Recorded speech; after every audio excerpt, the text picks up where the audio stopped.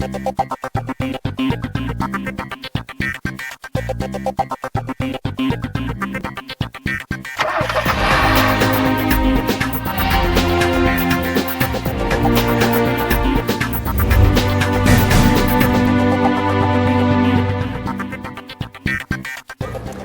new CNB, I'm Siddharth Vinayak Partnikar. Thanks for joining us. It is a brand new initiative from Kia for the first time in India and only for the second time anywhere in the world.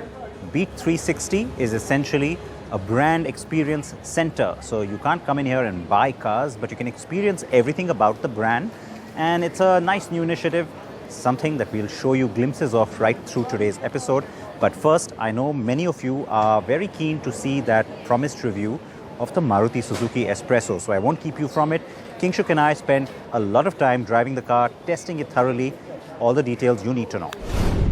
So when I first saw this car, I couldn't help but start to sort of think of a weird little story in my mind. It's a story I'm going to share with you.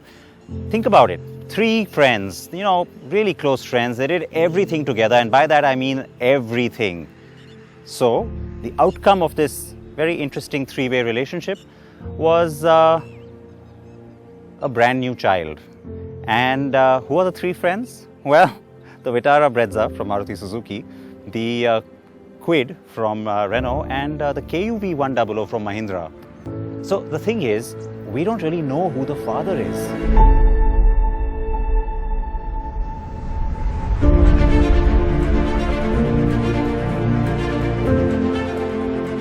Yes, that is just a joke, and so not meant in an offensive way. But the brand new Maruti Suzuki Espresso does look a little bit like those 3 cars, doesn't it? And the theme that ties those 3 together is SUV. And the Espresso is what Team Maruti calls a mini SUV, so we will humor them and do the same. It is essentially an entry hatch that will compete with the Renault Kwid, the car that brought space, sexiness and SUV flair to the entry car segment in the first place.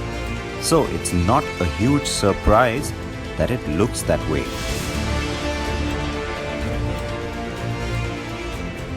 Alright, so you got a little bit of an intro on the car. We've got it here with us. Kingshuk, this is the manual? Yes, this is the manual. We're going to start with the manual and get straight to it. How does it drive? Let's go.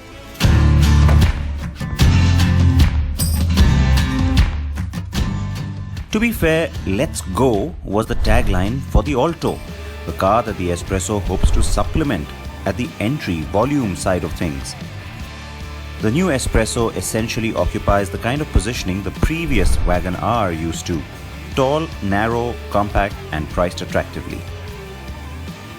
At between 3,69,000 and 4,91,000 rupees, the car is great value. Or is it? Well, that's what we aim to find out.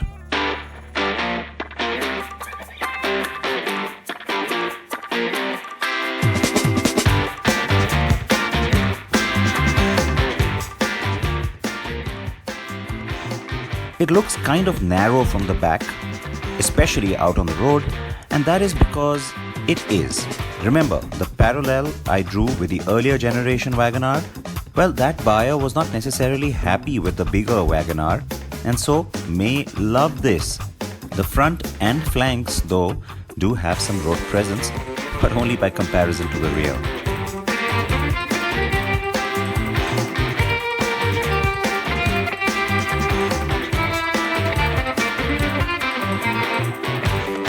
The big takeaway, I think the car really kind of redeems itself. You go into it based on how it looks and the whole proposition, what you understand about this end of the market, thinking this isn't going to be a great experience. And yeah, the car actually surprises you because there's a few things that stand out as key USPs. The very first thing, and the thing you'll notice right away, is the ride quality. It's actually pretty supple, despite the fact that it sits on thin tires and, yes, on a high-speed situation, you'll find that there's a lot of body roll. But otherwise, just in terms of ride quality itself, as also the seating position, you'll feel that it's really, really satisfying. It also drives home that SUV characteristic quite ably.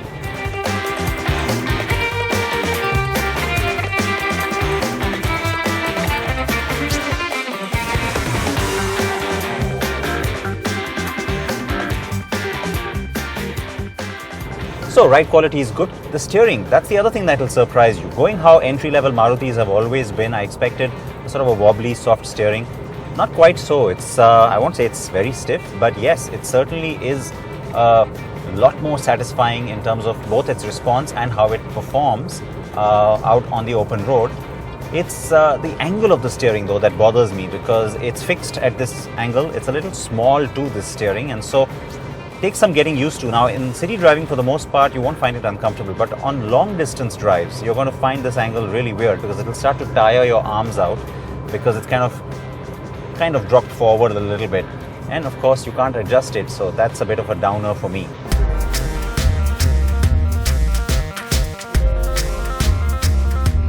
The K10B engine is familiar and does the job well then on this car. Consider that the car only weighs 726 kgs, and you can understand why.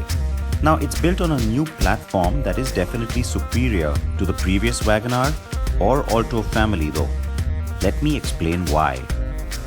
The car does live up to its typical expectation of a Maruti Suzuki, being light, zippy, quick and fairly responsive. The thing is that the car will also maintain its composure as it gets up to triple-digit speeds. So that's the good thing about borrowing from the new Hatchback K platform from Japan, and so it stays pretty stable. It's got a decent amount of chassis integrity, though yeah, like I said before, the body roll is immense.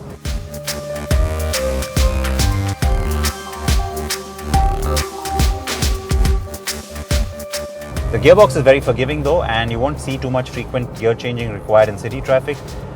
Out on the highway, like I said, the engine does the job. It's a bit noisy though, and so sound damping could have been a lot better, especially from the engine bay, because in terms of wind noise or even road noise, the car does pretty well.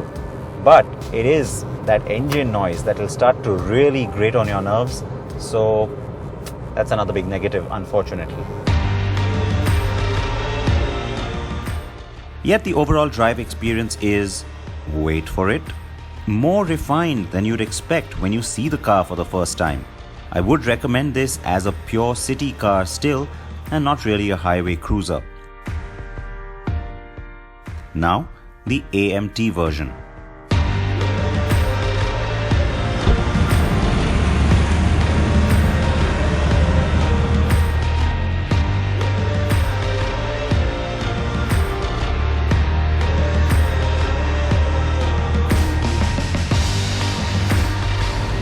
So Siddharth drove the manual, and I'm now driving the AMT version of the Espresso.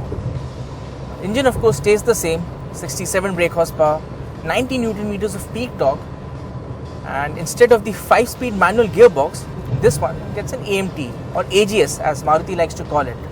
I've been driving in and around Jodhpur, and so far the AMT hasn't quite given us any reason to complain, be it in the city or on the highway. The only problem is when you're driving on the highway and you want to overtake slow moving vehicles, just trucks, buses, cattle. Apart from that, we quite like the braking performance of the car. There is decent bite and progression, and if you want to shed speed very quickly, the car maintains its stability, it maintains its composure, and it will not give you a scary moment.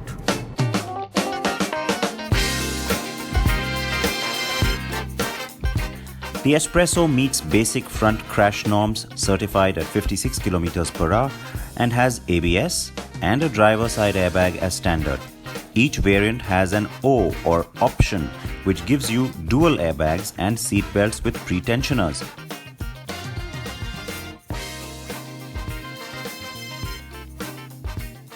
Now those seat belts with pre-tensioners and dual airbags should be standard in my view. Well, everything is standard on the VXI Plus, of course. Car Design of the Year, and the winner is not the Maruti Suzuki S-Presso. It's built to a cost, this car, and unfortunately that shows. It shows up right away just in terms of the sort of crudeness of design. It looks unfinished. It doesn't look like something from 2019, and to me that is its biggest weakness. Now take a look at some of these elements.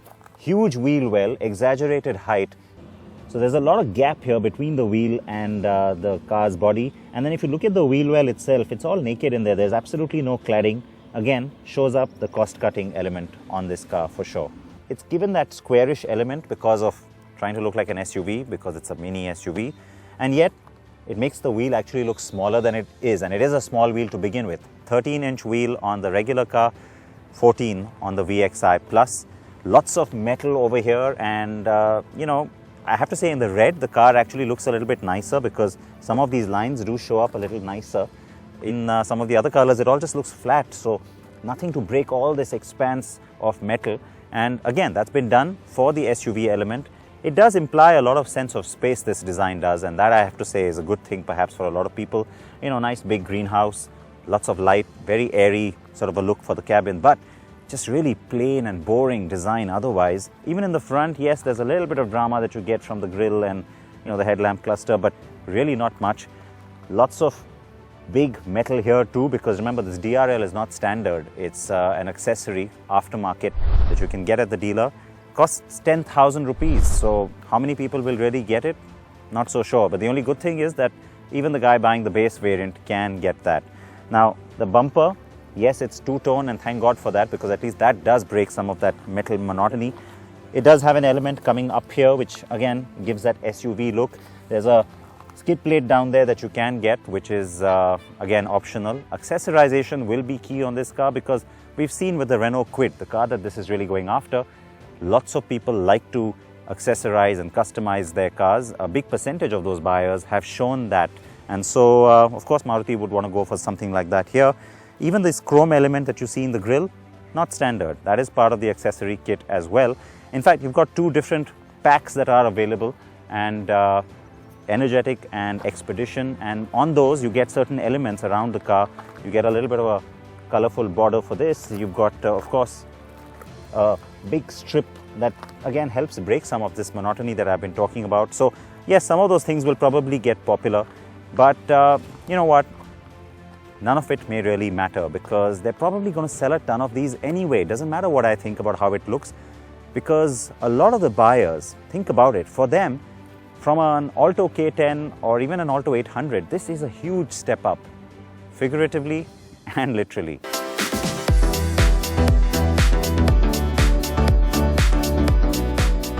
So it's not pretty, but those looks begin to grow on you. As I've been saying, the car looks especially narrow and plain from the rear, and a chunkier, wider bumper would have helped save that Bajaj Qute-like rear end. Still, it gives you a surprising amount of boot space.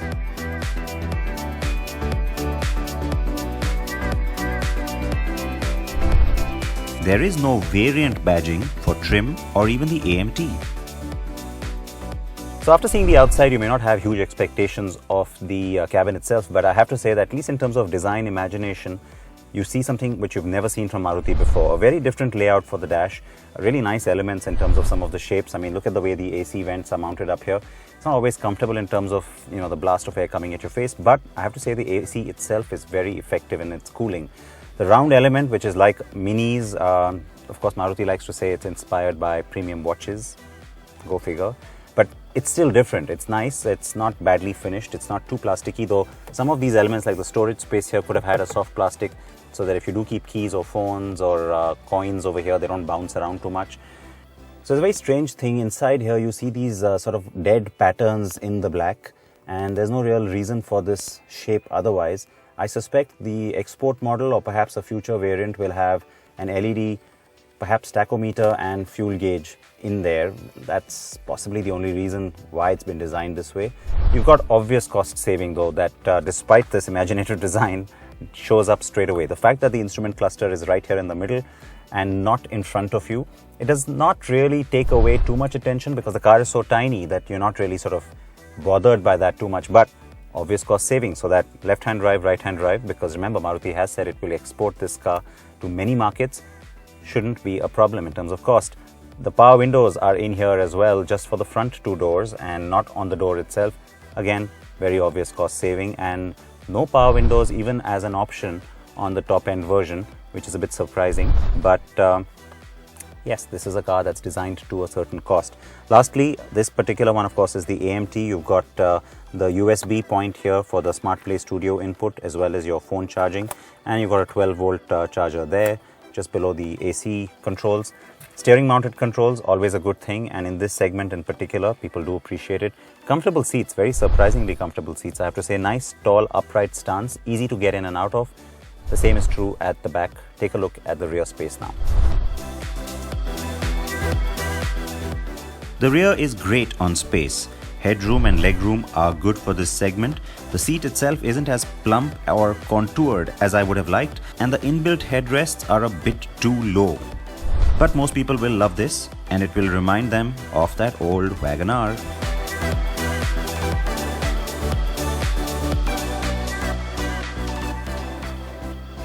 So, one of the party pieces inside the cabin of the new Espresso is this. The Maruti Suzuki Smart Play infotainment system. It's a 7-inch touchscreen, and of course it gets Apple CarPlay and Android Auto. So your smartphone connectivity is sorted. Now, the Maruti Suzuki Smart Play infotainment system, it's offered only on the VXI Plus model. That's it. The VXI models, they get the Smart Play dock, and the standard and the LXI model, they don't get any infotainment system, anything of that sort.